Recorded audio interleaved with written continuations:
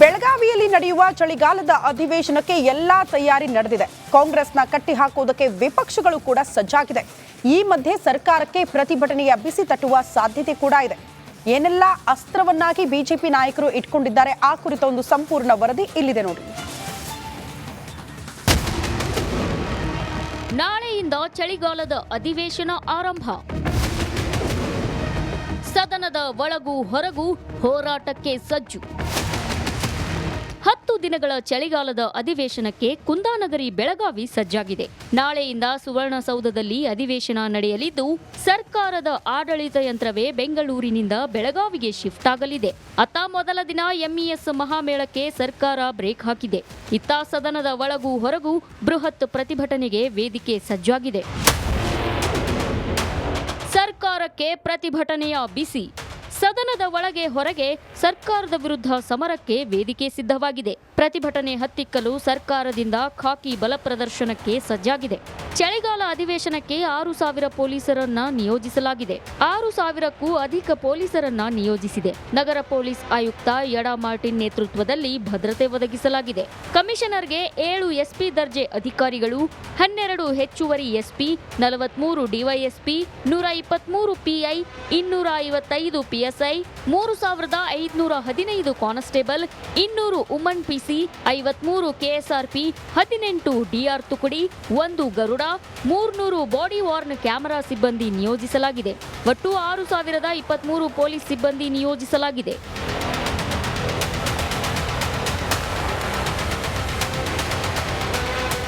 ಇತ್ತ ಸದನದ ಒಳಗೆ ಮುಡಾ ವಾಲ್ಮೀಕಿ ಹಾಗೂ ಸರ್ಕಾರದ ವೈಫಲ್ಯಗಳ ವಿರುದ್ಧ ಸಮರ ಸಾರಲು ಪ್ರತಿಪಕ್ಷಗಳು ಸಜ್ಜಾಗಿವೆ.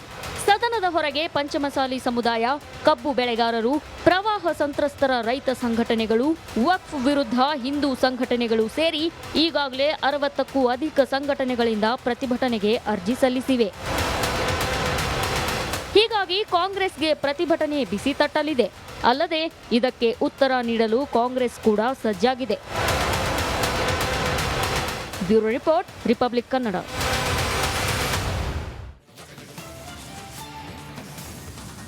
ಅಧಿವೇಶನದ ಸಂದರ್ಭದಲ್ಲಿ ಪಂಚಮಸಾಲಿಗಳ ರಣಕಹಳೆ ಮೊಳಗೋ ಸಾಧ್ಯತೆ ದಟ್ಟವಾಗಿದೆ. ಪಂಚಮಸಾಲಿಗಳಿಗೆ 2A ಮೀಸಲಾತಿ ಕೊಡಬೇಕು ಅಂತ ಹೇಳಿ ವರ್ಷಾನುಗಟ್ಟಲೆಯಿಂದ ಪ್ರತಿಭಟನೆಗಳಾಗ್ತಲೇ ಇದೆ. ಬಿಜೆಪಿ ಸರ್ಕಾರ ಇದ್ದ ಸಂದರ್ಭದಲ್ಲೂ, ಇನ್ಫ್ಯಾಕ್ಟ್ ಕಳೆದ ಬಾರಿ ಕಾಂಗ್ರೆಸ್ ಸರ್ಕಾರ ಇದ್ದ ಸಂದರ್ಭದಲ್ಲೂ ಕೂಡ ಈ ಬಗ್ಗೆ ಆಗ್ರಹಗಳಿತ್ತು. ನೇರವಾಗಿ ಚುನಾವಣೆಗಳ ಮೇಲೆ ಪರಿಣಾಮ ಬೀರುವಷ್ಟರ ಮಟ್ಟಿಗೆ ಈ ಪ್ರತಿಭಟನೆಗಳು ಪರಿಣಮಿಸೋದನ್ನು ನಾವು ಗಮನಿಸಿದ್ವಿ ಕೂಡ. ಆದರೆ ಪಂಚಮಸಾಲಿಗಳ ಬಹು ವರ್ಷಗಳ ಬೇಡಿಕೆ ಬಗ್ಗೆ ಯಾವುದೇ ಸರ್ಕಾರ ಸೂಕ್ತವಾಗಿ ಸ್ಪಂದಿಸಲ್ಲ ಅನ್ನೋ ಅಸಮಾಧಾನ ಇದೆ. ಇತ್ತೀಚೆಗೆ ಈ ಪಂಚಮಸಾಲಿ ಹೋರಾಟದಲ್ಲೇ ಒಂದಷ್ಟು ಬಿರುಕು ಅನ್ನೋ ರೀತಿಯ ಬೆಳವಣಿಗೆಗಳು ಕೂಡ ನಡೆದು ಹೋಯಿತು. ಇದೆಲ್ಲವನ್ನ ಪಕ್ಕಕ್ಕಿಟ್ಟು ಇದೀಗ ಬೆಳಗಾವಿಯ ಅಧಿವೇಶನದ ಸಂದರ್ಭದಲ್ಲೂ ಕೂಡ ಸರ್ಕಾರದ ಮೇಲೆ ಒತ್ತಡ ತರುವ ಪ್ರಯತ್ನವನ್ನ ಮಾಡಲಾಗ್ತಾ ಇದೆ. 2A ಮೀಸಲಾತಿಗಾಗಿ ಆಗ್ರಹಿಸಿ ಮಂಗಳವಾರ ಪ್ರತಿಭಟನೆ ನಡೆಸಲಿಕ್ಕೆ ನಿರ್ಧಾರವನ್ನ ಮಾಡಲಾಗಿದೆ. ರಾಜ್ಯಾದ್ಯಂತ ಪಂಚಮಸಾಲಿಗಳು, ಮಲೆಗೌಡರು, ದೀಕ್ಷಾಲಿಂಗಾಯತು, ಗೌಡ ಲಿಂಗಾಯತು ಎಲ್ಲರೂ ಕೂಡಿಕೊಂಡು ಸುವರ್ಣ ವಿಧಾನಸೌಧಕ್ಕೆ ಮುತ್ತಿಗೆ ಹಾಕೋದ್ರ ಮೂಲಕವಾಗಿ ನಮ್ಮ ಹಕ್ಕನ್ನು ಕೇಳುವಂತಹ, ನಮ್ಮ ಹೋರಾಟದ ಕಿಚ್ಚನ್ನು ಹೆಚ್ಚು ಮಾಡಿ ಸರ್ಕಾರಕ್ಕೆ ನಮ್ಮ ಹಕ್ಕನ್ನು ಮಂಡಿಸುವಂಥ ಹೋರಾಟಕ್ಕೆ ಈಗಾಗಲೇ ರಾಜ್ಯಾದ್ಯಂತ ಕರೆ ಕೊಡಲಾಗಿದೆ. ರಾಜ್ಯಾದ್ಯಂತ ಜನರ ಸ್ವಯಂ ಸ್ಫೂರ್ತಿಯಿಂದ ಈ ಹೋರಾಟಕ್ಕೆ ಇವತ್ತು ಬರಲಿಕ್ಕೆ ಸನ್ನದ್ಧರಾಗಿದ್ದಾರೆ.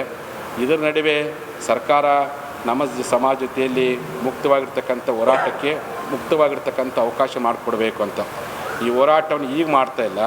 ಯಾವಾಗ ಸುವರ್ಣ ವಿಧಾನಸೌಧ ಸ್ಥಾಪನೆ ಆಯಿತು ಅವಾಗಿಂದ ಹೋರಾಟ ಮಾಡ್ತಾ ಬಂದೆವು.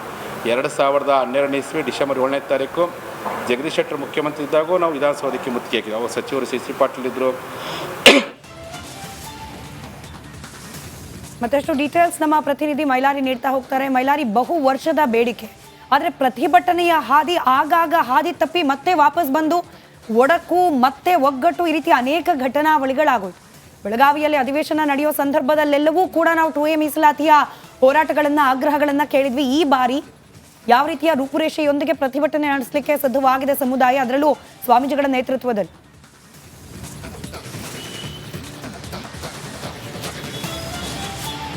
ಖಂಡಿತ ಸ್ಮಿತಾ, ನಾಳೆಯಿಂದ ಕೂಡ ಬೆಳಗಾವಿಯಲ್ಲಿ ಚಳಿಗಾಲದ ಅಧಿವೇಶನ ಆಗುತ್ತೆ. ಇಲ್ಲಿ ಸದನದ ಹೊರಗೂ ಮತ್ತು ಒಳಗಡೆ ಕೂಡ ಬೃಹತ್ ಹೋರಾಟಕ್ಕೂ ಕೂಡ ಈಗ ಪ್ರತಿಪಕ್ಷಗಳು ಕೂಡ ರೆಡಿ ಆಗಿರುವಂಥರು. ಅದರಲ್ಲಿ ಪ್ರಮುಖವಾಗಿ ಈಗ ಕಳೆದ 2012ರಿಂದ ಕೂಡ ಏನು ಪಂಚಮಸಾಲಿ ಸಮಾಜಕ್ಕೆ ನಮಗೆ 2A ಮೀಸಲಾತಿ ಕೊಡಬೇಕು ಅನ್ನೋ ನಿಟ್ಟಿನಲ್ಲಿ ಏನು ಕೂಡಲ ಸಂಗಮ ಪೀಠದ ಜಗದ್ಗುರುಗಳ ನೇತೃತ್ವದಲ್ಲಿ ಹೋರಾಟವನ್ನು ಮಾಡಲಾಗ್ತಿದೆ. ಆದರೂ ತಾರ್ಕಿಕ ಅಂತ್ಯಕ್ಕೆ ಕೂಡ ಹೋಗಿ ಮುಟ್ಟಿಲ್ಲ. ಕಳೆದ ಏನು BJP ಸರ್ಕಾರ ಅವಧಿ ಇದ್ದಂಥ ಸಂದರ್ಭದಲ್ಲಿ ಮೀಸಲಾತಿಯನ್ನು ಒಡೆದು ಅಲ್ಲಿ 2D ಅನ್ನೋ ಒಂದು ಏನು ವರ್ಗವನ್ನು ಸೃಷ್ಟಿಸಿ ಅಲ್ಲಿ ಮೀಸಲಾತಿಯನ್ನು ಕೂಡ ಕೊಡಲಾಗಿತ್ತು. ಆದರೆ ಅಲ್ಲಿ ಏನು ಸುಪ್ರೀಂ ಕೋರ್ಟ್ನಲ್ಲಿ PIಯನ್ನು ಹಾಕಿದಂಥ ಸಂದರ್ಭದಲ್ಲಿ ಈಗ ಅದಕ್ಕೆ ತಡೆ ಕೂಡ ಇರುವಂಥದ್ದು. ಸದ್ಯ ಮಂಗಳವಾರ ಕೂಡ ಇಲ್ಲಿ ಸುವರ್ಣಸೌಧಕ್ಕೆ ನಾವು ಮುತ್ತಿಗೆಯನ್ನು ಹಾಕ್ತೇವೆ, ಪಂಜಾಬ್ ಮಾದರಿಯಲ್ಲಿ ಕೂಡ ನಾವು ಟ್ರ್ಯಾಕ್ಟರ್ ರ್ಯಾಲಿಯನ್ನು ಮಾಡ್ತೇವೆ ಮತ್ತು ತಡೆಯುವಂಥ ಕೆಲಸವನ್ನು ಈಗಾಗಲೇ ಸರ್ಕಾರ ಮಾಡ್ತಿರುವಂಥದ್ದು. ಹೀಗಾಗಿ ಸರ್ಕಾರ ತಡೆಯುವಂಥ ಕೆಲಸವನ್ನು ಕೂಡ ಮಾಡಬಾರ್ದು. ಒಂದು ವೇಳೆ ತಡೆಯುವಂಥ ಕೆಲಸವನ್ನು ಮಾಡಿದ್ದೇ ಆದರೆ ಏನಾದರೂ ಅನಾಹುತ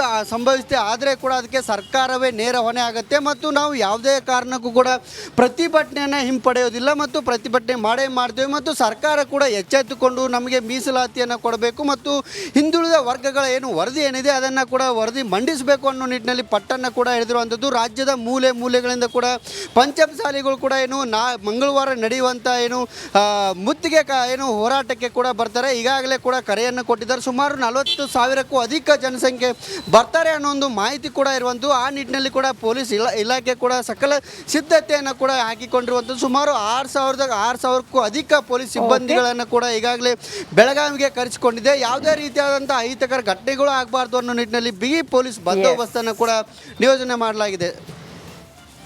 ಓಕೆ ಮೈಲಾರಿ, ಧನ್ಯವಾದಗಳು ತಮ್ಮೆಲ್ಲ ಮಾಹಿತಿಗೆ.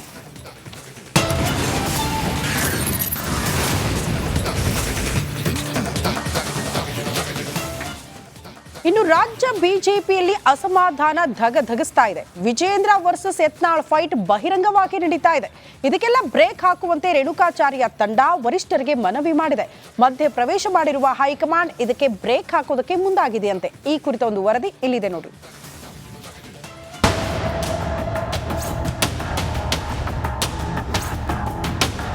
ಶಿಸ್ತಿನ ಪಕ್ಷವೆಂದೇ ಹೆಸರಾಗಿರೋ ಬಿಜೆಪಿಯಲ್ಲಿ ಅಸಮಾಧಾನ ಬುದಿಲೆದ್ದಿದೆ. ವಿಜಯೇಂದ್ರ ವಿರುದ್ಧ ಸಮರ ಸಾರಿರೋ ಯತ್ನಾಳ್ ತಂಡ ಬಹಿರಂಗವಾಗಿಯೇ ಹೇಳಿಕೆಗಳನ್ನ ನೀಡುತ್ತಿದ್ದಾರೆ.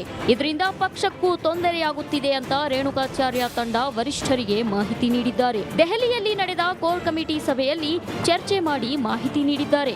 ರೆಬೆಲ್ಸ್ ಆಕ್ರೋಶಕ್ಕೆ ಮದ್ದು ಅರಿಯಲು ಹೈಕಮಾಂಡ್ ಎಂಟ್ರಿ ಕೊಟ್ಟಿದೆ. ಬಹಿರಂಗ ಹೇಳಿಕೆ ನೀಡದಂತೆ ಸೂಚಿಸಲು ಮನವಿ. ಬಸನಗೌಡ ಪಾಟೀಲ್ ಯತ್ನಾಳ್ಗೆ ನೋಟಿಸ್. ರೆಬೆಲ್ಸ್ ಟೀಮ್ನಿಂದ ರಾಜ್ಯ ಬಿಜೆಪಿಗೆ ತೊಂದರೆಯಾಗ್ತಿದೆ. ರೆಬೆಲ್ಸ್ ಹೇಳಿಕೆಗಳಿಂದ ಪಕ್ಷಕ್ಕೆ ಭಾರಿ ಡ್ಯಾಮೇಜ್ ಆಗ್ತಿದೆ. ಇದರಿಂದ ಪಕ್ಷ ಸಂಘಟನೆ ಮೇಲೂ ಪರಿಣಾಮ ಬೀಳಲಿದೆ ಅಂತ ರಾಜ್ಯ ಉಸ್ತುವಾರಿ ರಾಧಾ ಮೋಹನ್ ದಾಸ್ ಭೇಟಿ ಮಾಡಿದ ರೇಣುಕಾಚಾರ್ಯ ತಂಡ ಮನವಿ ಮಾಡಿದೆ. ಸಭೆ ಬಳಿಕ ರಿಯಾಕ್ಟ್ ಮಾಡಿದ ಮೋಹನ್ ದಾಸ್ ಯತ್ನಾಳ್ಗೆ ನೋಟಿಸ್ ನೀಡಲಾಗಿದೆ. ಅವರು ಉತ್ತರಿಸಿದ ಬಳಿಕ ಮುಂದಿನ ಕ್ರಮ ಕೈಗೊಳ್ಳಲಾಗುವುದು ಎಂದಿದ್ದಾರೆ. ಇತ್ತ ಸಿಎಂ ಆಗೋ ಆಸೆಯನ್ನ ಮತ್ತೆ ಹೊರಹಾಕಿದ ಯತ್ನಾಳ್, ದೇವರು ಆದೇಶ ಕೊಟ್ರೆ ನಾನು ಸಿಎಂ ಆಗ್ತೀನಿ, ಸಿಎಂ ಮಾಡಲಿಲ್ಲ ಅಂದ್ರೆ ಆತ್ಮಹತ್ಯೆ ಮಾಡಿಕೊಳ್ತೇನೆ, ಪ್ರಾಣ ಬಿಡ್ತೀನಿ ಅನ್ನಲ್ಲ ಎಂದಿದ್ದಾರೆ. ಅದು ಮುಂದೆ ಏನಾಗ್ತದೆ ನನಗೇನ ಭವಿಷ್ಯ